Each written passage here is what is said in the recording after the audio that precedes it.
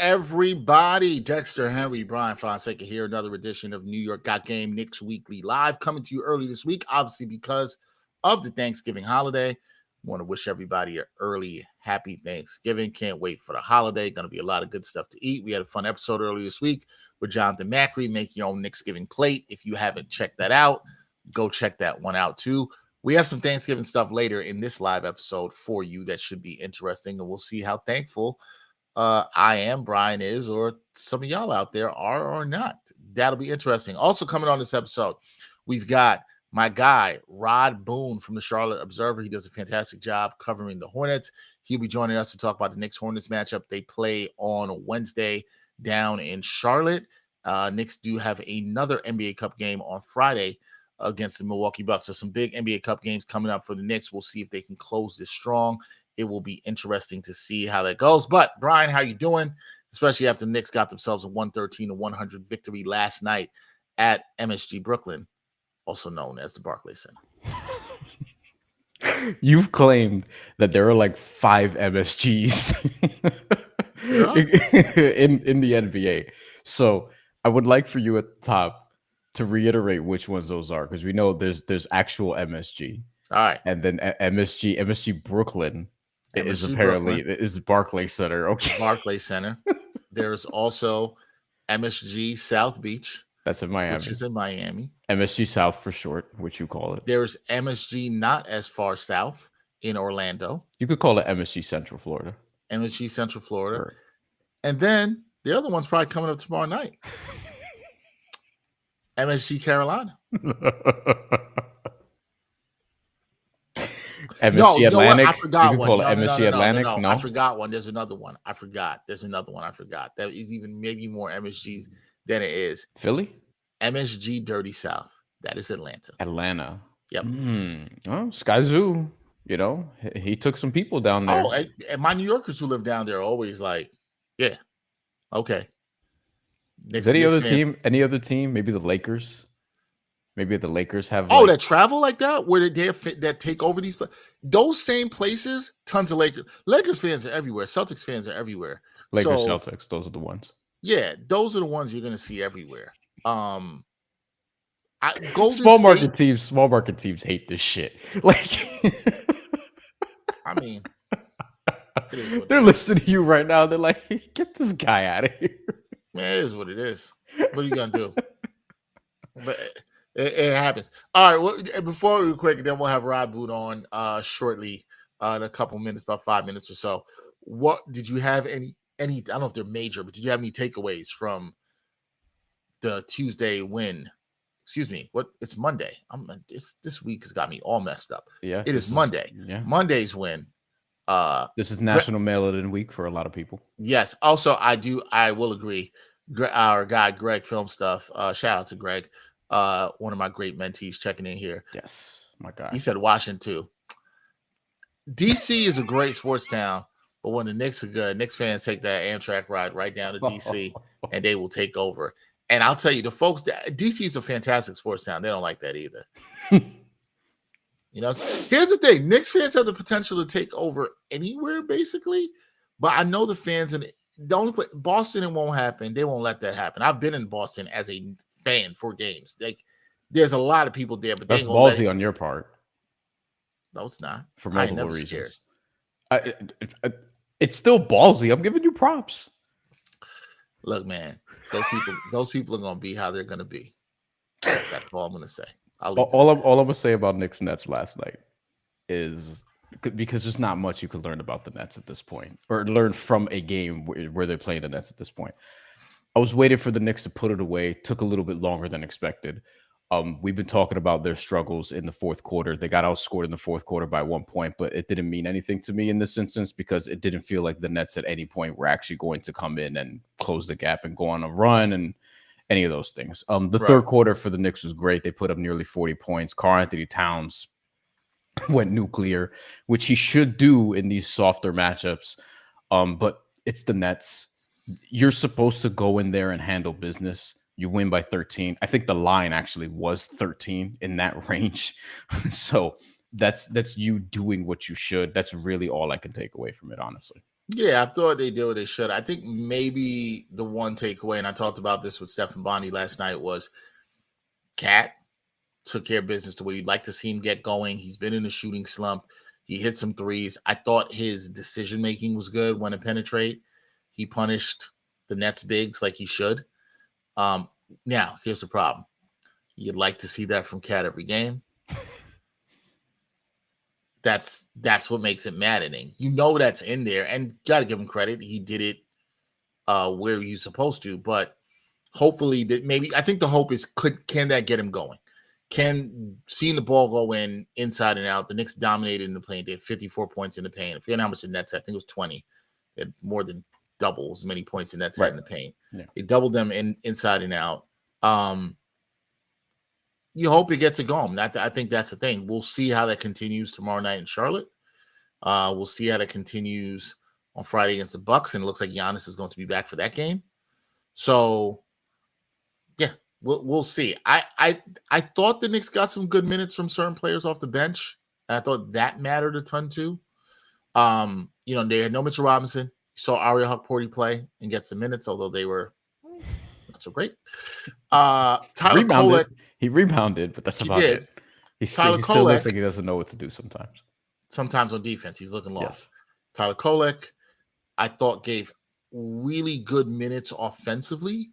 He had some great passes, some really good passes, even finding Mikal Bridges leaking out. I thought defensively, although Drake Powell was feeling himself and was attacking him, I thought that he held his own in terms of defensively. And if he can do that, now still the outside shot making still needs to come. But I thought it was again, I'm going to use this word, encouraging, not saying to get hyped. Don't jump out the window, people. Encouraging to the point where it's like, okay, I want to see how Tyler Kolek can build off of this, right? Part of this is what can he do tomorrow? Tyler Kolek's going to get minutes now, especially with Landry Shamet out. Tyler Kolek is going to get minutes. So that's going to be very interesting to see. Yeah. What happens, because he's going to get these minutes. Has to. The Landry Shamet thing, I mean, we'll see how far that escalates. There's been speculation from Stephen Bondy, which I would say is informed in some of the articles that we've posted, we've posted for him, basically about how long that absence could be. So that's something to watch. And then with Tyler Kolek, yeah, I'll echo the same thing. The playmaking was good. It was clean. It was 5 assists, 0 turnovers. And this is what he's in the league to do. It's just the other stuff. And you're not really going to get a sense against the Nets. It was interesting that Drake Powell, who really profiles as and I don't want to be just use this catch-all because this is kind of lazy, but 3-and-D, like that's what I projected him to be coming out of North Carolina. Right. He showed some on the dribble juice a little bit this year, in very, very little bit. And he tried to display some of that yesterday. Did so successfully, not all the times, but a couple instances. And had a career night, 15 point. He has 2 15-point games in the NBA, both against the Knicks, which I don't know what you want to do with that. You're gonna call him a Knick killer. That's before we started. And I was like, yo, I was like, Bryan's being ridiculous. That's what I said. But I think encouraging is probably the right word for Kolek. Yeah. But again, it's against the Nets. So you got to take it all with a grain of salt. See. He's going to see a better team now, a team that I'm like in my other in one of the other shows I do, Buckets at Action Network. I'm like the Hornets guy. So we're gonna have an interesting conversation because I can't quit this team. They're a top 5 league pass team for me. I'm dead serious. Which is interesting because that ties in perfectly as a segue to us. Me and Bill Simmons agree on this. He's the only other person that I've heard say that. I need to know if our guest is going to feel the same way. I'm going to bring in our guest now.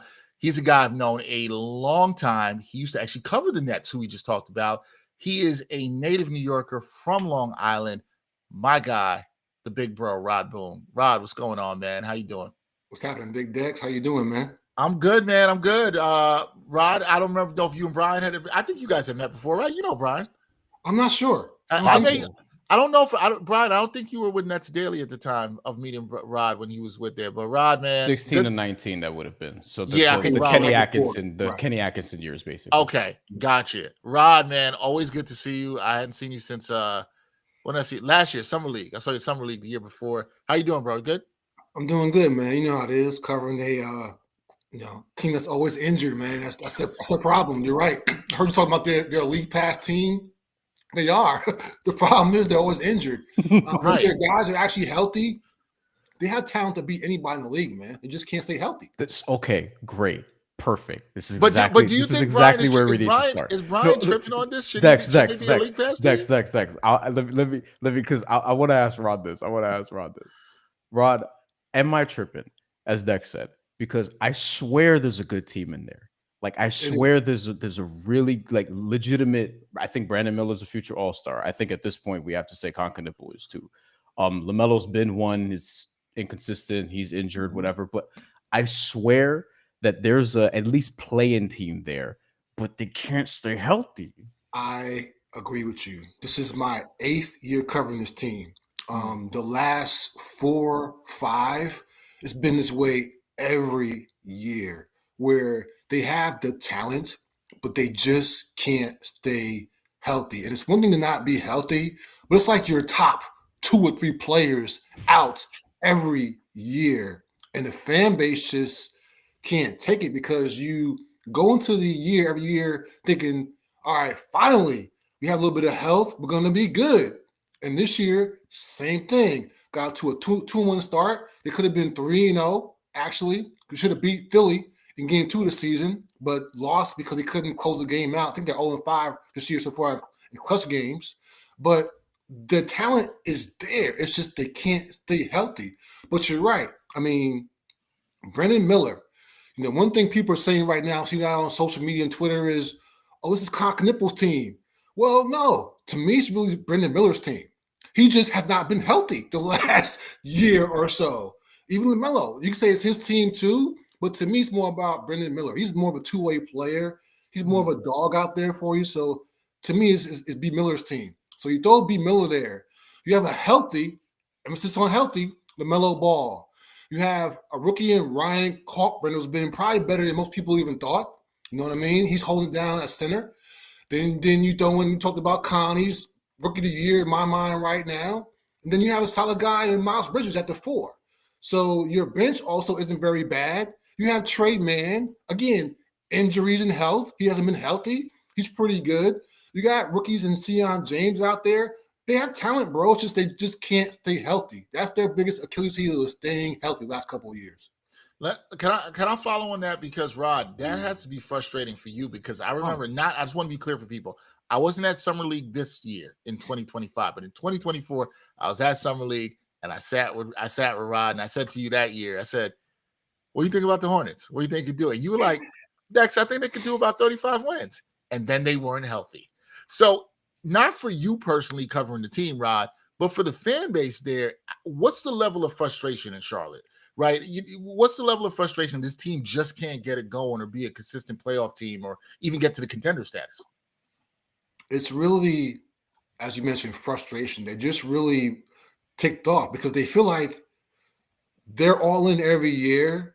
And you figure, hey, again, this is the year where it will turn around. And it's the same thing every year, man. Like I write the same thing almost every game story. It's like rinse and repeat. I call it deja vu. I call it Groundhog Day. Like whatever you want to call it, it's the same thing every year in every game. And when you're in a market like this that hasn't had a winning basketball team really ever, man. I mean, they've had some highs and lows, but they haven't got out of the second round of playoffs ever. You know what I mean? So that to a city that actually loves basketball, that's in a triangle 2 hours away from, Tobacco Road with, Duke, NC State, the Tar Heels, Wake Forest. We can go on and on, man. This state loves basketball. So if you have a real legit winner here, this place will go crazy. What else? What other place city have you known that when they first bought this pro basketball here, they were wearing tuxedos and like evening gowns to basketball games, bro? It's like in the 80s, man. Not the 70s, 60s, the 80s. That was late 80s in Charlotte. Yeah. Yeah. Well, like they're just dying for something to just cheer about here. And the Hornets, if they can just give me a little bit of a semblance of a winner here, the town will go crazy for the Hornets, believe me. You know who said the same thing to me? Kemba Walker. I had Kemba Walker on the show last year. He said the same thing to me. He was like, Dex, if they just get it going, they, no pun intended, things will be buzzing in Charlotte. Like it'll happen. Go ahead, Brian. I'm sorry. I think that pun was intended. Ron, let me ask you this. From a front office perspective, because they're 4-13, and it is kind of the same thing again, but it's different leadership now. It's different leadership, at least this year, with Jeff Peterson, with Charles Lee as a head coach, who I came into the season saying I think they have the right coach this time for this build. Maybe that has still yet to be proven, but I guess where are they at in terms of navigating the season? Is there rumblings like maybe they might sell off a couple of guys? Obviously, the LaMelo Ball rumor came out in terms of whether or not he wants out. He refuted it, obviously, but just where are the Hornets at from a front office / coaching overall managerial perspective as it relates to this season? I think right now they're still all aligned. If you think about it, as you mentioned, you got Charles Lee here. It's only his second year. Same with Jeff Peterson. Those two guys came in together. I mean, Jeff Peterson kind of came in first in April a couple of years ago and went to the coaching search to kind of find who he wanted, and he kept going back to Charles Lee because they had time together previously, so they figured that this is their guy. So to me, some fans are saying, hey, fire the coach, get rid of this guy. He's not going anywhere, man. Like, he just got here. So you got at least enough minimum, to me, a year plus to figure out if he's your coach or not. You gave him at least 3, almost 4 years to figure out, okay, coach, are you our guy? If not, we'll figure out something else. So he's safe to me. And Jeff Peterson is loved by ownership. Rick Schnall and Gabe Plotkin, the two major co-owners for the Hornets, those guys, again, went through the process of trying to find somebody to rebuild this thing here from the ground up. They talked about wanting to do it the right way. And a lot of times in sports, ownership wants to take, shortcuts and spend money and go get this guy here, there. And I think a few years back, look at the Hornets. They actually did that. The Hornets, by going out there and getting Gordon Hayward, paying them $120 million over 4 years. The contract was one of those things where they hoped they were ready to win. But when you get a guy like that on your team with a pact like that, a contract like that, that says you're ready to win right now. So you don't want to do that again until you actually can show that you can get to that level. So I think they learned a lesson in that regard. Even Nick Batum contract going back a few years back before that, they want to do it the right way. So I really believe that ownership and coaching staff and the front office are all kind of aligned what they want to do to move this thing forward here. And what about with LaMelo Ball specifically? Like, is there a world where a trade actually happens this year, or is that something that they're not even entertaining at this point? I think like anything else, man, if they're blown away by a deal, they're going to take it. But it has to be, again, the right deal. You don't just say, hey, here's my max player making $200+ million. I'm going to give you, $1, a $10 bill for this guy. It doesn't work that way. You want to essentially get what he's worth. And right now, in my opinion, you can't get what he's worth because he hasn't showed you enough. If you're an executive or owner who wants to bring this guy in to say he's my guy to build around, but he hasn't played more than 45 games in like the last couple of years. So until he shows that he's healthy and can go out there and play for a month plus with like no kind of setbacks, and then maybe the team isn't winning, then maybe something like that happens then. But they're not going to actively go out there and try to get rid of this guy because he's still a drawing card for them. Fans, whether they like him or not, want to see him out there in the court. He brings in tickets and brings in eyeballs. So if he can, again, make it happen here in Charlotte, where to me he wants to be, I don't think he really wants to leave here. I think he actually likes it here. It's a small market. It's just different. You go to New York, LA, Miami, these bigger markets, they're going to count on you a little bit more. They're going to talk to you after every game, which he doesn't really do here in this market right now. So to me, I don't think he's going to leave unless actually both sides say, you know what, let's run this course. We can get player X, Y, Z for you. Let's kind of reset this thing and go over again. I don't see it happening actively, but again, with the way things are right now, if they keep going the right direction, nobody's safe from the Hornets, probably other than Con Knipple and Brandon Miller. Yeah, I'm glad you answered that, Rod, because I was kind of wondering about that. Like, where was he? Is he really happy there? And, the reports that came out, but then he's refuted that for sure. You kind of went to Con Knipple. I kind of want to get to him. What have you made of the impact of the Hornets rookies? When you look at Con Knipple, Ryan Kalkbrenner, and Sion James. I said Sion James. What have you made of their impact thus far this year? I always say Sion too, man. This is funny. Like I want to say Sion because I think about the car Sion. Yeah, so yeah. you're okay. But they've been really good this year. You talk about they've been really good with just how they've come in and just fit in. I've been impressed with all those guys so far. Ryan Kalkbrenner, he came in second round draft pick behind Sion, behind Liam McNeely, behind Con, is playing really well, starting pretty much every game so far, other than when he had a baby and couldn't get out there in the last game when he was injured with an ankle injury. But he's been really good. Con's been really good. You mentioned him. He can shoot 3-point ball. He's, to me, right now, rookie of the year in terms of like having like that early lead. Obviously, Cooper Flagg is probably the favorite for most people because he's Cooper Flagg. And then you have BJ Edge come out there doing this thing. But, Con, man, he's, to me, I'm impressed with him because he's actually showed that he can just do it on both sides of the ball. He's not just like a scorer. He can go out there and do it on both sides of the ball. And that, to me, has impressed me the most because he can show you he can not only shoot the ball, but play defense too. He wants to do it on both sides. And I like the guy, man. He's really good. Yeah, no, he's been good. We had a comment here in the chat that said about our guy Greg. He says, "Is it safe to say that Knuppel is Devin Booker 2.0? Are you willing? Are you willing to go that far to compare him to D Book?" I'm not willing to go that far. I think I saw somebody mention like Klay Thompson. A little bit. Klay's more athletic than obviously Con is, but right. Con, man, it's hard to really, to me, get a really good comparison for him just yet because he's not overly athletic, but he still is like solid. He wants to be really good at, again, both sides of the ball. He cares. He can shoot. Can put the ball on the floor. He's not like going to the basket and like getting his shot rubbed away and thrown into the stands emphatically. So he's going to get better. He's going to get stronger. He's going to get smarter and know how to use his body more. So I think that, maybe saying Devin Booker 2.0 is a little bit strong because, again, D Book is kind of also athletic. But, man, Con, again, he's better than what I thought so far, which means he's going to be a really, really good player. And I asked actually James Harden after the game, we put the Clippers on Saturday it was. I asked Harden and said, "Hey, your thoughts on Con Knipple?" And Harden said, "Man, he's shooting the crap out of the ball." Well, it's another word. We shoot the crap out of the ball, basically. He said that, hey, this guy is going to be good for Hornets. I want to see what he can do, long term. So if even James Harden's giving guys sign of approval, that tells you right there just where it's going. Yeah, after James Harden gave him 55 the other night. He did double nickel. Gave him a double nickel the other guard, right? Yeah, I was like, yeah. That the Knicks fans don't want to hear about double nickel. That's bad memories there. So Bryan here is he really believes in this Hornets team, and you do too. You see the talent. Like Bryan's really locked in. League Pass favorite team. I'm gonna let Bryan cook in 1 second. I'm just curious. Both of us like Brandon Miller as a player, Rod. Right. I think I told you that a couple years ago. I liked when they drafted him. I like his upside, as you said, as a two-way player. Do you feel like he's primed to make a leap once he's healthy? Do you feel like he's ready?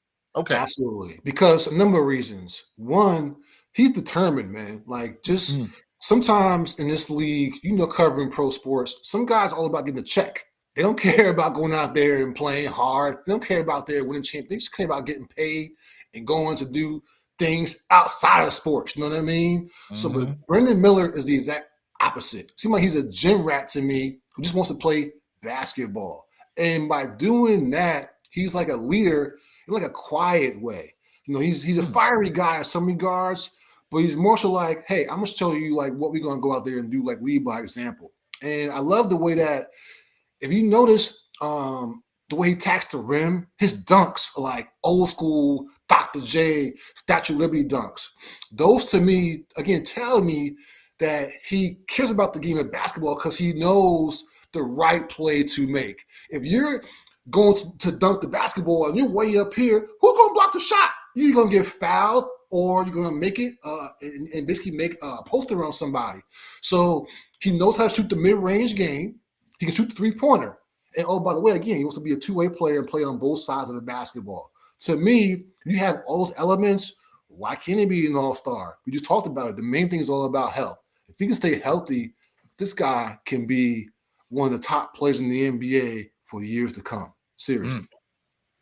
As it relates to this game specifically, and it is an NBA Cup game, so there are things on the line worth playing for. I want to ask about the front court matchup a little more specifically, because I think the Hornets have a legit, again, going back to my admiration for the team, I think they have a legit center rotation. Like Kalkbrenner's good, walked in day one as a second-round pick, got the starting job against or over a good, like a legit good backup center in Moussa Diabate, who's finishing better, who's one of the better rebounders that you're going to find at the center position in terms of rebounds per minute, in terms of just his overall activity, boxing out and things like that. They're going to face Karl-Anthony Towns and Mitchell Robinson if Mitchell Robinson does, in fact, play. This is a big test for them. And I'm wondering, like, Rod, could you just break down this matchup a little bit? Because there's going to be a lot of arms, a lot of elbows, boxing out. It's going to be kind of old school in terms of chasing after these rebounds. And that's one thing that these Hornets bigs are able to do. And even from the wing position with Miles Bridges, who we haven't really talked about like that, and with Con Knipple, who's averaging about 6 rebounds a game for somebody who we know is a knockdown shooter. So could you break down this matchup a little bit for us? Yeah, to me, one of the main things is, as you mentioned, the center position. Obviously with Cat, he's a beast inside. You know, when you have a rookie playing somebody like him, I'm sure Cat will probably eat him alive a little bit. But with Ryan, the thing with Ryan is he's in the right place at the right time. Like, he's one of those guys who's just a basic center, doesn't do anything flashy. He catches the ball above his head, dunks it, he rebounds. So he'll be basic out there. He won't go out there and like wow you, but he'll hold on against Cat. But the main, to me, matchup to watch will be Moussa Diabate coming in behind Ryan Kalkbrenner. Moussa is undersized, but man, when I tell you that guy's heart is as big as I don't know what. He is constantly on the glass. He's one of those guys you feel like, man, how the hell is he getting the rebound? Because he's like 6'10" on a good night against 7-footers. But he's relentless. He just has this knack for keeping the ball alive, know how it's going to bounce, and knows, as you guys know, it's like in any sport. When you can get extra possessions, I don't care if it's football, whatever, like that helps you out long term. So if you can offensive rebounds and you're struggling shooting the basketball, it can maybe either get an and one or get an open shot for somebody behind the line that wouldn't have been there if you had to collapse to kind of get the rebounds. Those kind of plays help you out long term. So to me, Moussa is going to be a key player to watch. You also mentioned Miles Bridges. Miles has been a little bit hot and cold this year. He's doing a lot more because he has to, because again, the guys have been injured. But when he's just one of the guys, can be like maybe the fourth or fifth option, he's hard to stop. And Knicks fans know he's killed the Knicks previously in some games, especially in the guard. So he can go out there and do his thing. So I want to see if he can go out there as well, hold his own against the Knicks front line, because Miles can actually go out there and get you 20-plus points, along with, Khan getting you 20 and B. Miller getting you 20 and LaMelo getting you 20. That's 80 points right there, man. You just got to find ways to just keep it going off the bench. And if you can do that, they'll be in good shape. And as mentioned, this is a cup game. The Knicks, obviously, they're incentivized to run up the score here as best they can for point differential purposes. And then Charlotte, they would be eliminated with the loss. There's a slim chance that they move on even with the win, but obviously with the win, it would be huge. And this is one of the healthier injury reports that they've had all season, because it's only Josh Green and Grant Williams who've been hurt all year, and also Pat Connaughton. But they have Brandon Miller, they have Miles Bridges, they have LaMelo Ball, they have, Ryan Kalkbrenner, as it appears. So I just think this is going to be tougher than maybe some Knicks fans think. But the Knicks are also incentivized to keep their guys out there for a lengthy period if they do, in fact, care about the NBA Cup. And I get the sense that everyone seems to, because they want to go to Vegas and get extra money. But can you speak to like the willingness maybe for Charlotte to be competitive in this matchup, just for cup purposes, but also just in general? It's like, okay, the team is together after some guys sat that Sunday game against Atlanta where they almost won. Yeah, right. This actually starts a 3-game homestand for them. They've been a lot of bouncing back and forth the last couple of weeks and playing, a couple of home games on the road for the most part. So they play the Knicks first on Wednesday. Then they play the Bulls in the other cup game on Friday and follow up against the Raptors on Saturday. So if you're the Hornets, this is your chance to kind of get a little bit of momentum here. The Knicks game is obviously very tough, not something you can actually go out there and say you're going to win for sure. But if you can get 2 of the next 3 games at home, feeling good about yourself, you go on a road trip next week. Who you see? You see Brooklyn on Monday, the Knicks again on Wednesday, then you see Toronto again next Friday in Toronto. So it's like they have a chance to kind of get going here. But you're right. The biggest thing is more about the health. If you're a Hornets fan, you haven't seen the team healthy pretty much all year. I mean, Brendan Miller got hurt in game 2 in Philadelphia. It didn't come back until, a couple games ago and sat out against the Hawks on Sunday. So if you're a Hornets fan, you haven't really seen your entire starting 5 together for like a full couple of games. So you can just maybe get through this first homestand with these guys actually still healthy and together and intact. Then you can be in good shape and figure out that, what you can do going forward. Because the main thing, as you mentioned earlier about the team and where they're going, if you don't have health, you can't see exactly what you need to fix and what works and what doesn't work. So now that you're maybe semi-healthy, you get a couple more pieces back maybe next month or so. You mentioned Josh Green and Grant Williams. Those guys have been out obviously all year. You haven't even had them all year. So maybe come in December, you have these guys available. It can be a different season for you. So right now, it's kind of like, I say it's getting early late. You know what I mean? Like these guys have to figure out what they got right now. And if you don't get these wins next couple of games here, you look up and you'll be, 4-20, and season's over at that point. Yeah, and so this time is so important right now. I guess last thing for me, Rod, and then we'll let you go, is, Bryan just mentioned the front court matchup, which I think is important in this game. What do you think are the keys to the game when you look at it for both sides? Like, what do you think needs to be done for the Hornets to win this game, and what should they be worried about with the Knicks in this game? The main thing the Hornets have to do is first of all play some defense. Like that's been one of their main issues. And I talked to the guys today about that and coaching staff. They haven't been playing really good on defense. If you can't find ways to stop your opponent at least a little bit, it's going to be a problem. Like the NBA, guys are going to score. They're just too good. So, but at some point, you got to be able to stop them enough to be able to win the game or have a run of your own or make a run to be able to come back into a game if you're down. So to me, that's number one. Play good defense. Get back in transition. Don't give up easy buckets. If you do that, you should be in the game. Number 2, we talked about that. Rebound the basketball. Make sure that you are controlling the glass at least when the Knicks are missing shots and not giving them extra opportunities, because the Knicks are too good to give them 3 and 4 shots at the bucket to be able to say, okay, man, they missed 1 shot, not going to miss 2 or 3 in a row. They're not doing that. So if you can't stop that, that's an issue. So that to me is also something else. And then the main thing too is to get your main guys to cook. LaMelo hasn't had his really breakout game last few games here. Khan's been the leading scorer the last, 4 games. Brendan Miller came out in his first game back against the Clippers on Saturday and played well. But I want to see him come out here and be the player he was in the opener as well. So they can do that. Those 3 things. Have your key players show up and show out, rebound the basketball, and get your butt back on defense. They can have a chance to win the game. Yeah, we will see if they are able to do that. Knicks and Hornets going down Wednesday night. It'll be interesting, Rod. A lot of New Yorkers, a lot of New Yorkers are down there in Charlotte. They're going to be there in the building heavy. You already know what time it's going to be. And will you be up here in New York next week? Are you coming? I will. Yes, I will see you at the game. I will see you there. I haven't seen you in a while, so it'll be good to see you in person, Rod. Appreciate you, man. Yes, sir. You guys have a great holiday, man. Thank you too. Happy Thanksgiving to you, Rod. Appreciate it. Thanksgiving. See you guys Everybody, later. that is Rod Boone, the great beat writer covering the Charlotte Hornets for the Charlotte Observer. Gave us some great time breaking down the Hornets Knicks matchup. Rod is a great dude, one of the great journalists who helped me a lot early in my career, especially when I was around covering the Nets. Did a lot. And I actually know Rod before that when he was covering the Jets.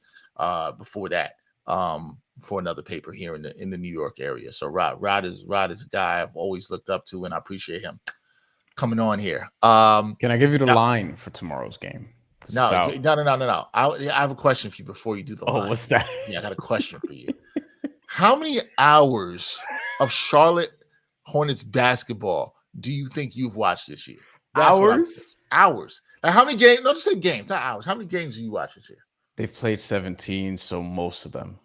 It's got to be at least parts of 13, 12 at I've least. probably watched.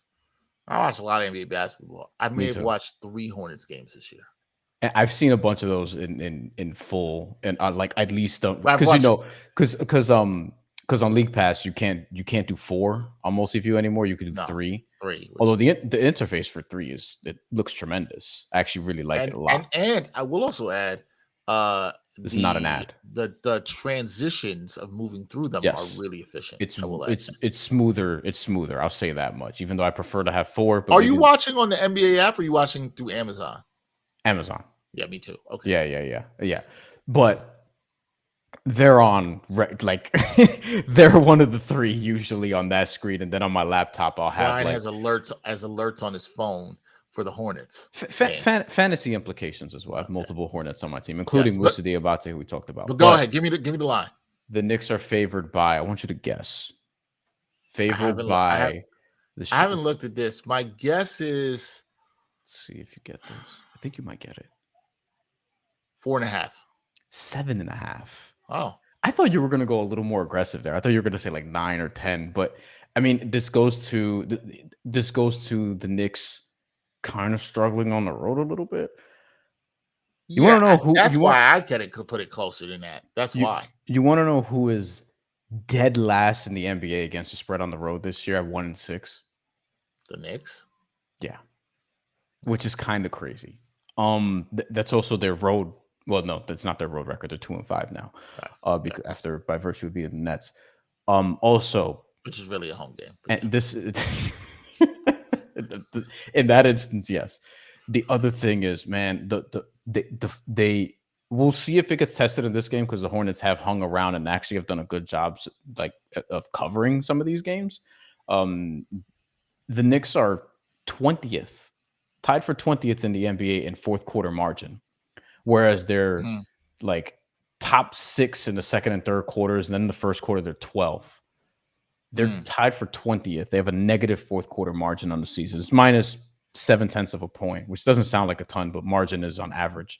The best fourth quarter team in the NBA still by far is Philly, who is plus 5.1, which says a lot about Tyrese Maxey, who might be clutch player of the year maybe right now. Yes. But that's the glaring area for me with the Knicks this year that they have to improve on, and I think they will. But this was also an issue last year with Tom Thibodeau. For whatever reason, first 3 quarters the margin was okay, and then tailed off in the fourth, where they were like 18th, 20th, whatever it ended up being. So that's something that this goes back to you always saying players have agency. The fourth quarter stuff has to get better. Just has to, because the numbers are not good. And when you look at it, it gets very uneasy and they get away from what was working. We saw this against Milwaukee. We've seen this at watch parties, different event. The Dallas game that we just did a watch party for, we saw this. So yeah. Because it's not just as simple as coaching and just plugging, saying that this is going to that, especially when a team is change the system. Players of agency, there's going to be some adjustments. The Knicks have played 16 games. They're 10-6. We'll get to more of that in a second. They've got to figure it out. Again, I will say this is what the regular season is for. This is what the experimentation you have seen from Mike Brown is for. And listen, there are things that have happened through there. They've lost Landry Shamet now. They've lost OG Anunoby. Brunson was out for 2 games. They're still trying to figure things out. Guys are still trying to figure things out on the bench. You still can't be tripping. It's not even Thanksgiving yet. It's not near Christmas yet. I think in the next 10 to 12 games or so is when you're really going to have a good idea. Yeah. Just watching the team with the eye test and then also looking at the data is where I think you're really going to have a fantastic idea about that. Yeah. So I agree. I only point out the fourth quarter thing because it's. I think it's something to watch. That's a carryover from last year. And we're going to do something at the end of this month, looking at the film around the fourth quarter. Bryan and I are going to do something where we're going to break down into that I know you guys have been asking for. Yep. We've had people ask for more of the film breakdowns. We will be doing more of that end of this month. I think at that time will be about 19, 20 games ish. At that point, it feels like it will be a quarter. It'd be like a really good time to look at some film and look at what we're seeing with the data and our eyes, like we like to do, trying to use what we're seeing and bring it with the numbers and be like, hey, what's working here, what's not working here. I feel like it'll be a good time to look at it. And so it'll be time for us to dive in. I want to shout out everybody in the chat. Greg, obviously, what's up? Good question on Con Knipple. Dwayne Dennis, what's up, man? See you in there. We appreciate you rocking with us. Look, I know it's a busy time for people. People are trying to get Thanksgiving errands done. Before I came on here, I'm still cooking. Oxtails are stewing right now, and they are fantastic. Are you hosting? I'm not hosting. Oh, so you're bringing the food over, okay? Yes, but I did oxtail and curry chicken, making it this year. Your boy's nice in the kitchen. That's all. Yeah. You know what I'm saying? I'm from the, our family's Grenada, from the Isle of Spice. You know what I'm saying? We be doing things. We do things. Anyway, normally at this point in the show, we do something for you guys called Real or Not. But Bryan had a good idea. Bryan was in a Thanksgiving mood. He was in the Thanksgiving spirit. He wasn't going to be mean. Not that Bryan is mean, but depends on the day, the time, who am I interacting with? I tend to not be, even though people may think so. But this is all fair. Yeah. We decided instead of doing Real or Not this week, we're going to do Thankful or Not. We're going to ask some questions and be like, should you be thankful for this or not? I think we got some good ones here. And let us know in the chat if you're thankful or not for these things. Okay. First off, we're going to start with some young players. We're going to talk about the 2024 draft class. Yes, that means you, Pacome Dadier. Yes, that means you, Ariel Hukporti. Yes, that means you, Tyler Kolek. Knicks fans, Bryan, are you thankful for the 2024 Knicks draft class? Thankful or nah? What do you say, Bryan? How do you say thankful right now? In totality.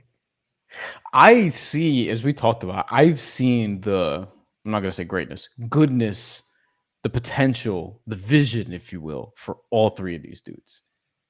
But I kind of would want more signs by now.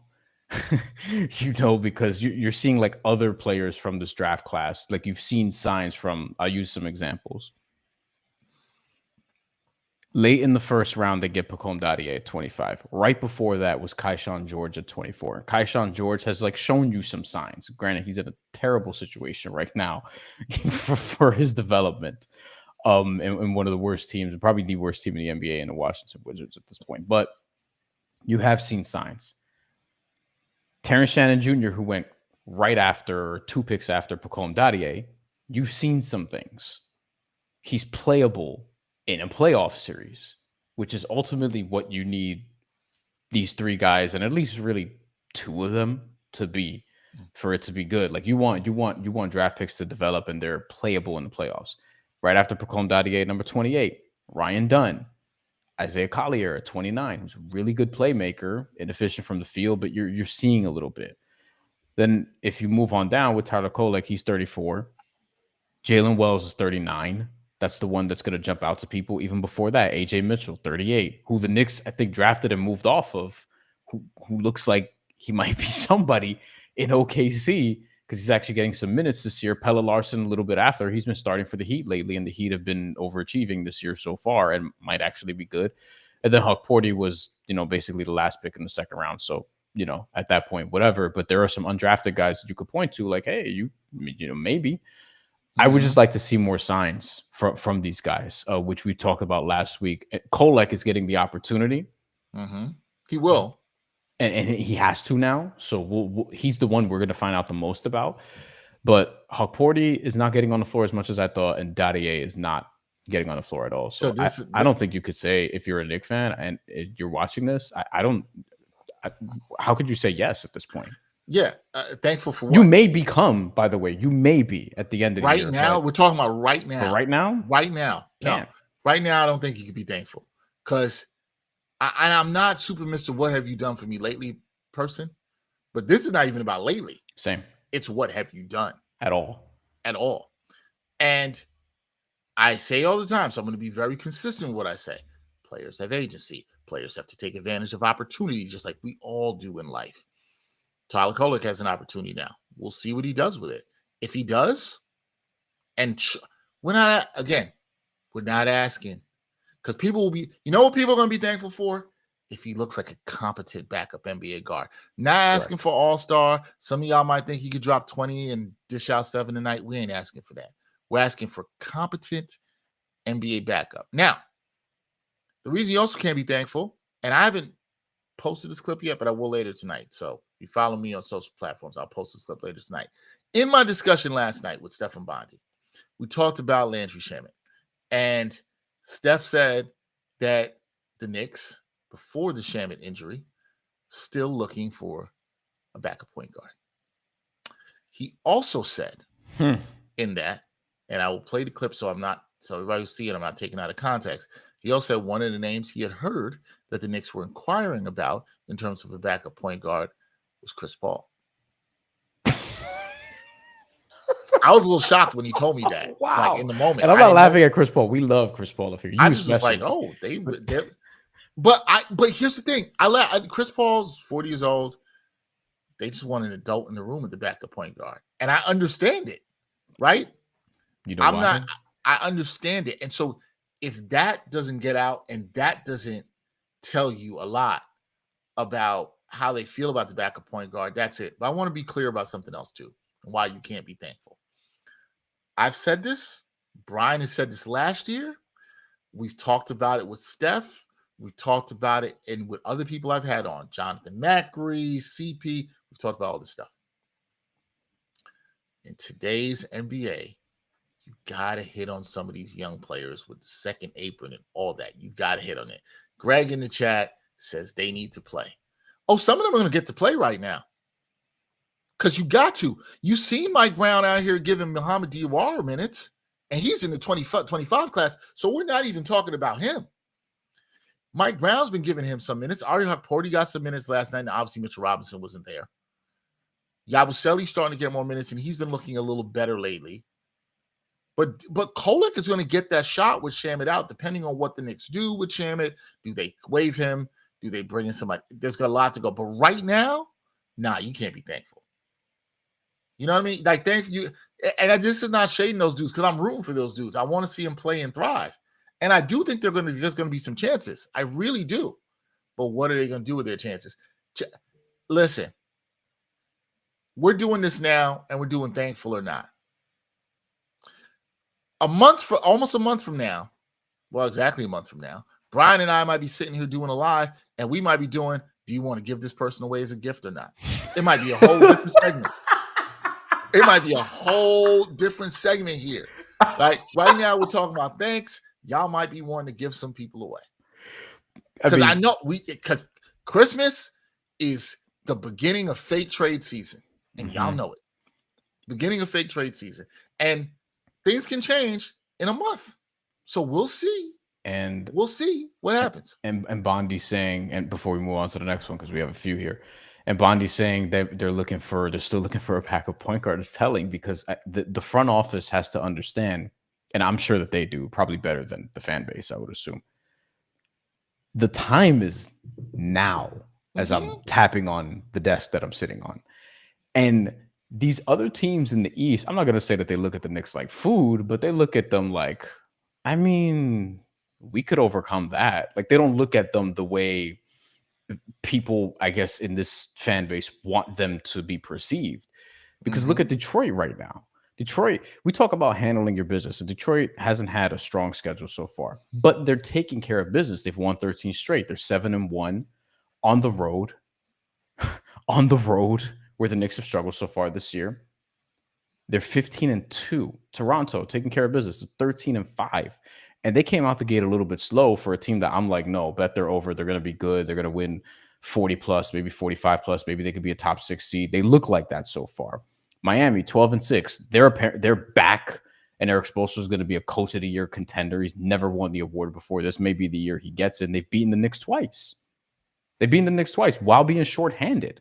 Like the last game, the Knicks didn't have Jalen Brunson. The Heat didn't have Bam or Tyler Hero. You know? And then you go on down the line, obviously Cleveland, we'll see what Atlanta, they've been on a run without Trae Young as of late. I think they won 6 of 8 or something to that effect, or maybe even 7 of 9, but Jalen Johnson looks like an all-star.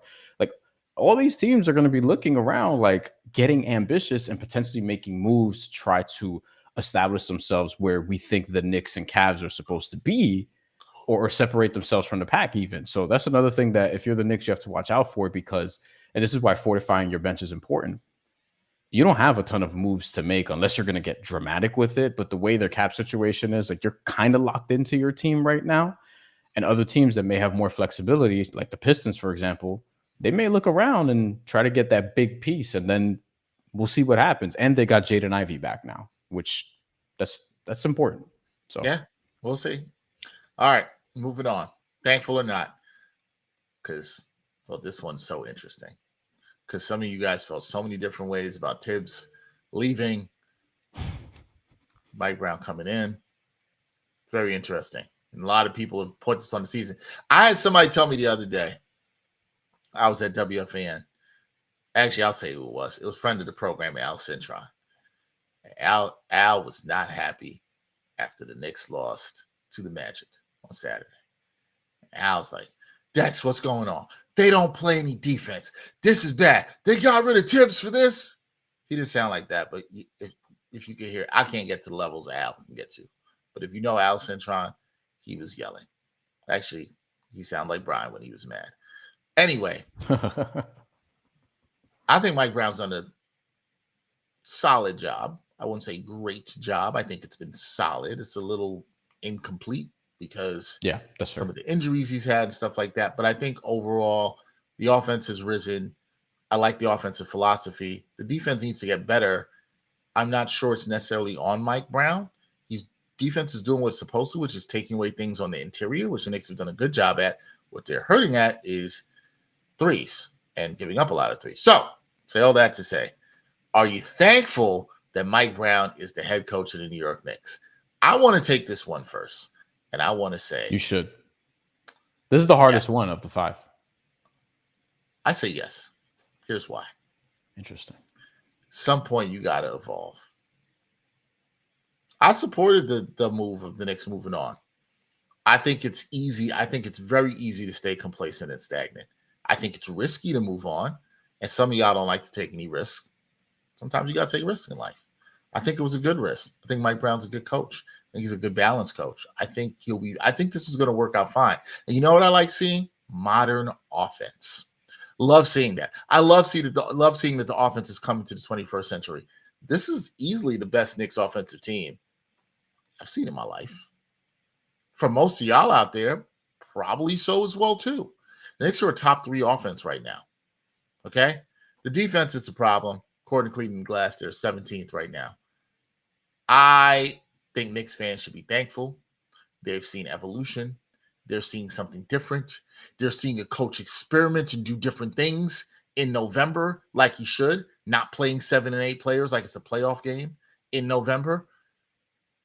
This change, I think it's good. I'm not saying it's going to work. None of y'all know it's going to work. Bryan doesn't know if it's going to work. I don't know if it's going to work. You don't know if it's going to work. No idea. But I do like the attempt. I like to try a change. I think Mike Brown's fine, and I think ultimately he's going to be judged on what happens in the playoffs. But I think the way he's getting the team ready for that, I like the process of it. I think it's good. So I'm going to say yes. I'm thankful for Mike Brown as coach and bringing the Knicks, at least offensively, into the 21st century. From a content standpoint, I'm definitely going to say yes, because it just adds to the overall anxiety of the season, the excitement surrounding the most pressurized Knicks season in a quarter century, if not longer, probably 30 years. That's probably true. By the way, the 54-win Knicks, the Melo one from 12-13, third in offense that year, although I think we would all agree the game is different now, so this offense looks obviously more modern because it is. And I don't remember, what did that team finish defensively? Do you remember that? Do you have that up? 18th, similar profile. Here's the thing. Here's the thing. You look at that team being 18th in defense, and you look at the roster, and you're like, with all the older dudes they had on that roster, kind of made sense why they'd be 18. This team, even with their defensive warts, has more talent to be better than 18th in defense. I've said I thought they could be a top 8 to 10 defense if they play to their potential. Again, see the key word? 8 players having agency, playing to their potential. I think they could do that. This team should be better defensively than the 2012-2013 Knicks. That's all I'm saying. That team had Jason Kidd, Marcus Camby, Kenyon Martin on it. That team was third in offense with J.R. Smith as their second option. What a different time in the NBA. You can't. No offense. No, you can't be third. You can't be third in offense with a J.R. Smith prototype now. Not that. No. Fourth leading scorer was Tyson Chandler. Fourth. Raymond Felton was third, unless you want to count the one Earl Barron game where he dropped 11 points and 18 rebounds. I was hyped off of that.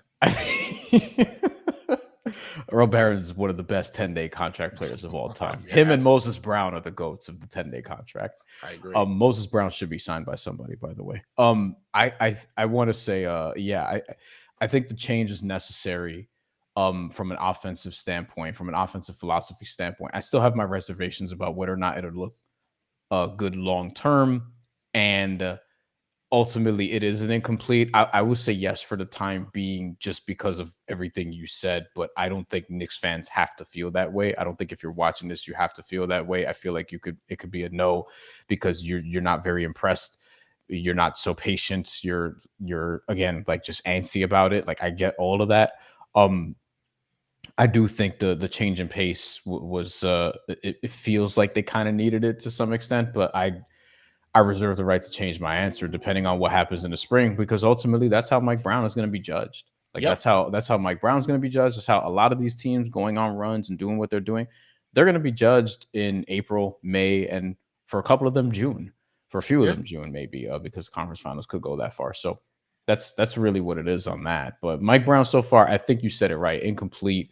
I think there's been more positive than negative, and ultimately the fourth quarter thing has to figure itself out. But that's kind of on personnel to me more than anything else, because this exact same personnel was not a good fourth quarter team last year. And we thought it was because, hey, maybe, and there was some truth to this if you watch, Tibbs would play them a lot. They would lose steam or whatever. And now it's not a gas tank thing. It doesn't feel it that way, at least when you're watching it. It's an execution focused defensive lapse thing that Mike Brown has to sort of navigate through. Yeah, we'll see. All right, moving on. This was a polarizing one for some of y'all last year, so I'm very intrigued to see how you feel now. Are you thankful that the Knicks gave up 5 first-round picks for Mikal Bridges? Because some of y'all were mad, had the pitchforks out last year. Brian, I'll let you go first on this. Are you thankful? I want to put this note. Mikal Bridges has been the Knicks' most consistent player this season. You could argue maybe also was OG Anunoby before he went out, but I think he's been the Knicks' most consistent player this season, I will say. And he's been really good defensively, on ball and off the ball. So, are you happy that happened? It's going to be hard to say yes for a lot of people here. I think you're probably more on the side of yes than most people as it relates to this. And for me, it's about what could you have used those picks for otherwise, which we don't really know, because you can't say, oh, they could have went and got Giannis instead, because evidently not. The Bucks were and still are trying to do everything they can to keep him. You probably still would have pocketed at this point, which is good. You have ammo. Like, would you have gotten in the Lauri Markkanen business? I don't know. And I don't even know if Lauri Markkanen, who's never played a playoff game in his 11-year NBA career, is somebody you want to go out and get as the final piece to a championship. It's like, yeah, let me get a guy who's never played in the playoffs before. You know what I mean? Like, I don't know if that's an actual solution there. And I get it. He's putting up numbers, but guys put up numbers on bad teams. Terry Rozier went for a first-round pick, and now he's not playing because of the feds. If you look at what they got in terms of the first-round picks, one of them is Nolan Traore, who the Nets drafted in the first round this past year. One of them is Ben Saraf, who they also drafted in the first round. Those were after Yegor Demon. I'm forgetting where exactly, but Nolan Traore. I know Saraf was in the early 20s, and Traore was like in the back part. He was like 19th. And then the other picks are future first-round picks. For me personally, I'd rather have the flexibility. I think Mikal Bridges is a really good two-way player, although the defense hasn't been as good as I thought it would be in New York. This is now a thing that's lingered a little bit even at times this year, where I feel like he's better. I think he's I've liked his defense this year. he's been better this year, I think. Yeah, But last year. I guess I'm still like, where is the dude who was second in defensive player of the year? Right? Like, I guess where is that guy who was second in defensive player of the year voting one season, and obviously who was all defense that year? I still feel like there's a defensive ceiling that we haven't seen get reached again since the trade. And I think part of it was like part of the thinking for the trade was he gets back into a role where he can do that. And that part of it he hasn't, not to mention the offensive inconsistencies that people have been going crazy over.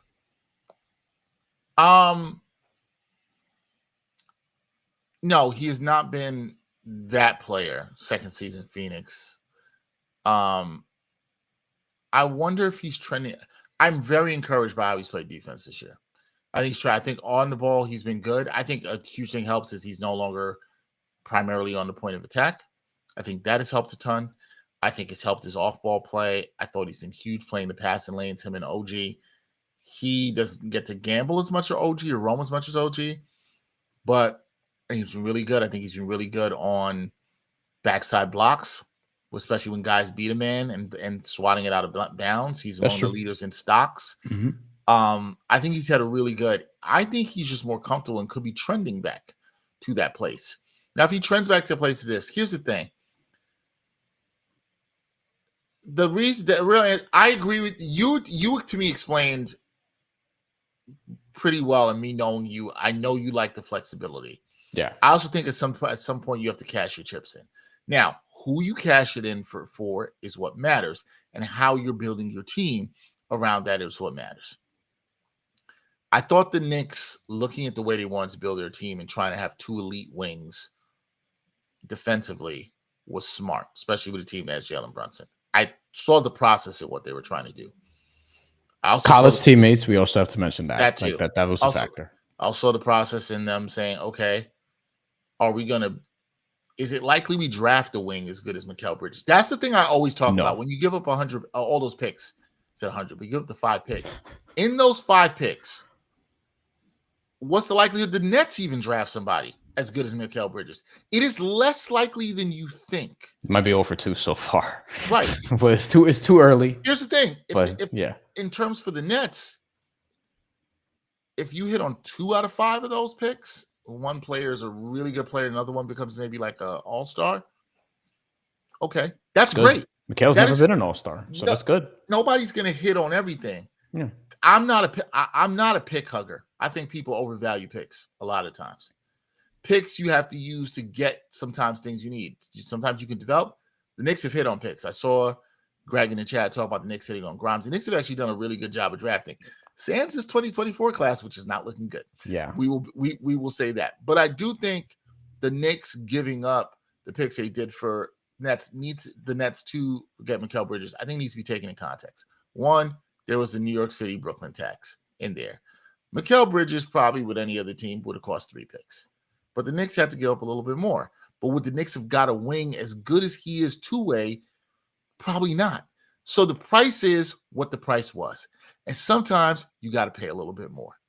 You can't always get everything at the price you want. Sometimes you're going to have to pay a little bit more to get what you want. They got what they wanted. Now, will it work out? I don't know. Do I think it was the worst swing in the world? No. I thought trade was fine. The Knicks have 2 of the better defensive wings in the league. That is something they can hang their hat on. Now, those guys have to step up in the playoffs. Mikal Bridges has to be better offensively in the playoffs. Mikal Bridges, I think, started getting comfortable last year in the playoffs. He had the 2 huge plays against Boston. I think he's more comfortable. I think he'll be big time in the playoffs this year. I even like how he's been playing more offensively because I got a little bit more on board with his defense at the end of last year and into playoffs. It was the offense and the fading away that drove me crazy. Yes. I like the way he's been playing this year. He's been attacking the rim. He's been playing smarter. He's been more efficient. He looks happier. I'm thankful to give up 5 first-round picks for him because, again, the question is what you brought up at the top, too. Not saying I'm against your point because I understand where you're coming from, the way you brought it up. Who else were you going to spend it on? Unless you would tell me you guaranteed they were going to get somebody else. Who else was better that you were going to get it on? You couldn't hold on to all the picks. Yeah, because that same summer, you got, Towns for one. was somebody they ended up making another trade for, which was also ballsy and shocking. That shocked me more. and shocking. But both teams seem to be doing all right since then. And then you have the other, like DeJounte Murray got traded that summer. You're not putting in all your chips for DeJounte Murray on a Jalen Brunson led team. And then if you look at other wings throughout the league, like Mikal Bridges is a type of wing that, to the point you're making, other teams are looking for. Other teams want two-way wings who can hit a three-point shot and who could defend.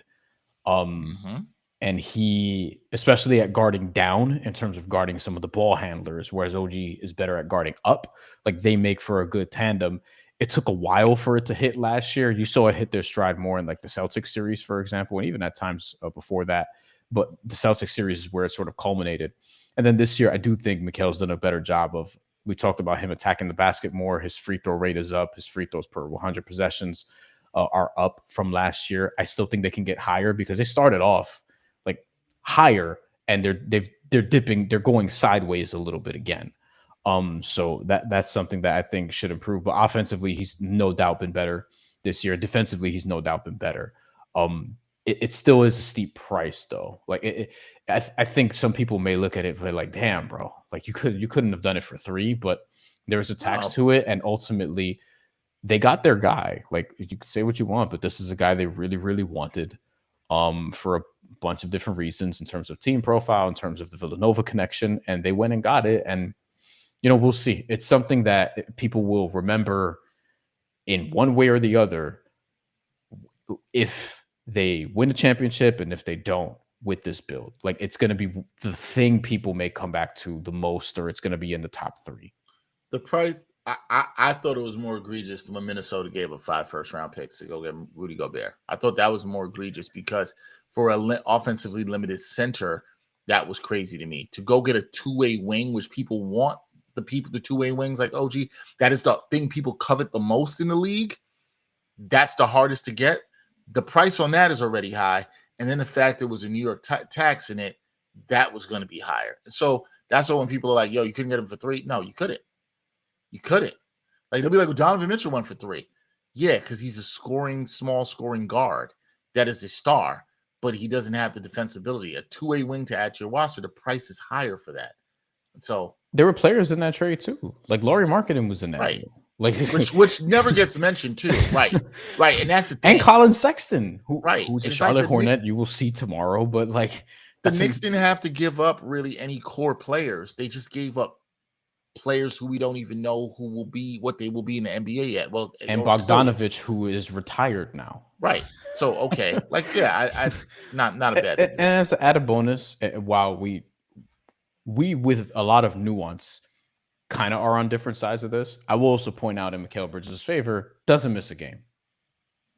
There's value to that. He just shows up all the time. There's value to that. There's value. I'm just saying. There's value in an NBA where the injuries have never been like this. Like statistically never been like this, and are getting worse. And every team has multiple guys in the injury report. It feels like for every single game, and everybody's missing somebody, and everybody's shorthanded. This is why when people are like, "Oh, well, the Knicks are playing without this person," it's like doesn't matter anymore. Everybody is missing somebody. Everybody. Yep. So we just talked about Detroit. Detroit's 15-2. They were missing Jaden Ivey for a lot of that, and they were even sitting Kate Cunningham and Jalen Duren for like a game or two in the midst of that. But Mikal Bridges shows up. That matters. He shows up. There's some players in the league that still don't show up to work. A couple more before we get out of here. Next one. Are thankful or not, Josh Hart shooting well and actually letting the ball fly. Josh Hart is shooting his effective field goal percentage, according to Cleaning the Glass, 55.6. He's shooting. It's also according to Cleaning the Glass. Remember, Cleaning the Glass takes out garbage time numbers. 56.5%. From 2-point land, 36% from downtown, which for Josh Hart and what he shot last year, you would gladly take that. And he's been working with a shooting coach, which he is credited. He's shooting 72% from the line. Everything that was going on with his finger. I'm going to keep it real quick on this. I think you absolutely got to be thankful for it. If Josh Hart is shooting well and he's confidently shooting, and he's going to shoot 36% from the outside, sign me up. I will gladly take that. Like, there's no way you can't be thankful, especially with everything that was going on with his finger, especially with how he started the season and has turned it around. I think you have to absolutely be thankful and hope he continues to shoot well. I can't disagree. You especially as somebody who plays the way that he does, you probably want him taking more of those threes and a couple less of the halfback dives. He's been looking more confident. I think when he's confident, it's just good for the team. Yeah. And this is why, for people who want to be who want to know how to more accurately track this stuff, as you mentioned, his effective field goal percentage and some of the other percentages, one of the other things you can look at is 3-point attempt rate. Because if you look at just 3-point attempts, you're gonna be like, wait, guys, it's the exact same. He was 3.2 his first year with his first full year with the Knicks. So after the next year, after they got him in a trade, which a great trade, by the way. Cam Reddish is in Lithuania right now. 3.2 threes a game, 3.3 last year, 3.3 this year. But last year, 37.6 minutes a game. This year, 27. The 3-point attempt rate for Josh Hart has jumped from 32.7 to 41.5. 41.5 of his shots from three. That's the most that he's taken for a full season since he was with the Pelicans. This is the year after COVID, where it was 56. Forgot that he took a lot of threes at that point, and then he went away from it, and now he's climbing back up a little bit. And as he ages, it might be something that he adds. So he's taking them more, and you probably want to see more than 34.7% in terms of the makes. But you and I even said if he's living around 35, 36, you take that. You'll take that. He's taking them confidently and not passing. Yeah, you take that. You have to be able to make a wide open three when they give you the wide open three. And he's showing more of a willingness to at least take the shot. Agreed. All right, last one. Are you thankful that the Knicks have won 10 out of their first 16 games? Somebody's going to be like, no, I'm not thankful. They should be 16-0. And that'd be stupid. But, somebody's going to be there. Yes, you got to be thankful. It could be worse. The Knicks could be 6-10. If the Knicks were 6-10 right now, this show would have been so different. We wouldn't even be talking about thanks because none of y'all would be thankful. You'd just be angry. Angry. You got to be thankful. I think if you told me, hey, the Knicks start 10-6, new head coach, while they're still figuring out, while OG Anunoby's injured, while Landry Shamet is now gone after the sensational games he had, I'd have been like, yeah, I'll sign for that. Knicks are not in a bad position. They're fine. There's still a lot of room to grow. They got to show me something, what they can do against Charlotte. Got to show me against Milwaukee. I know they're down, but they got to survive this stretch. They have some better offensive teams coming in the next couple of games. Toronto coming in, Boston. These are teams who are in the top 6 in offense in the league. Though that's going to be very interesting. So they're going to be tested. Tests are good. Well, if you pass them, you don't want to fail them. But we'll see what they do. I think you got to be thankful that the Knicks have won 10 out of their first 16 games. I think 10-6 is like the line. 9-7, you'd be like, it's not really enough. 10-6 is like the line. 10-6 in the context of what's happened for them health-wise, I'm fine with. Especially given, again, other teams are shorthanded too. Especially given, I think, sure, I have like 2 major caveats. One, road performances have to be better. You're not handling business on the road. Again, 1-6 against the spread, 2-5 straight up. On this road trip, you're 2-2, and you've been favored every game. I don't know if they were favored in the Orlando one, but you've been favored almost every game this season. Legitimately all but 1 or 2, the one being Cleveland and the second one against Orlando. I should probably pull up the spread for that. But I do think that the Magic were actually favored by 1.5 points. So 2 games have been underdogs all year. So it's kind of like, you, by those metrics, maybe a slight underachievement, but it's also with a new head coach. I think you got to factor that in also with the health things moving in and out. I'm sure people would rather 12-4, 13-3, obviously, but 10-6 is fine for right now. If they lose to Charlotte tomorrow, then that's a 2-3 road trip. Like it should be disappointing. Like that would be, yeah. So I do think, yes, with a caveat though, and they've been able to. The encouraging thing is their offenses are cleaner, and you're taking care of business at home. but they have to get better on the road. They have to get better in fourth quarters and more consistency just in general, because we've talked about how they've had like really good halves and then the next half, you just don't know. So the Charlotte test is going to be interesting because they're not a team that's going to defend very well, and this is probably going to produce a lot of points. But Charlotte has some multiple dynamic offensive players who can give you fits. So we'll see what happens, and a couple good really good rebounders at center, who we talked to Rob Boone about. So it's an interesting games coming up too, because you're facing your peers now. The Bucks, Giannis, by the way, upgraded to questionable for tomorrow's game against the Heat. He may play in this game against the Knicks on Friday. And then you got the Raptors, the Celtics. Like you got some games coming up. Raptors and Celtics games I'm going to have my eye on. That's going to be interesting. We'll be doing Orlando again too soon. Orlando again too. Charlotte's back next week. We'll be doing a watch party for the Celtics game.